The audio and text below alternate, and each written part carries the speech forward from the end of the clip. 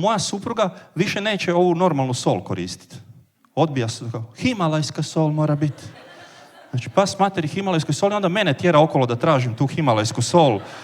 Ja mjesečno u prosjeku 2 dana izgubim tražeći himalajsku sol po dućanima. I što je najgore, to vam ne stoji u dućanu, onoj normalnoj polici, nek to ima ona posebna polica, baš ta bio i bio, gdje kupuju ti hendikepirani što ne probavljaju gluten i laktozu i ćevape.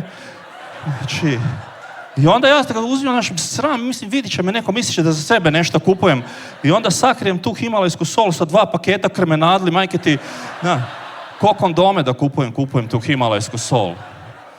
Što je najgore, ta himalajska nije fina mljevena kao ova naša sol. Ne znam ste to vidjeli. To vam je ko šljunak neki. Znači, žena ubaci u juhu, to se ne otapa u juhu. Djeca, kad jedu, točno čuješ ti kamenčići kako po zubićima udaraju iznutra. Znači, dijete mi se čuje ko miješalicu da je susjed upalio kad jede juhu, a prokleta juha i dalje neslana, što je najgore. Ali to vam je globalni problem. Ja sam siguran da negdje na Himalajama postoji neki frajer kojeg njegova isto maltretira, kao. Šta si kupio tu našu jeftinu sol? Tuzlansku kupio, ona je super, od nje su ćevapi slani.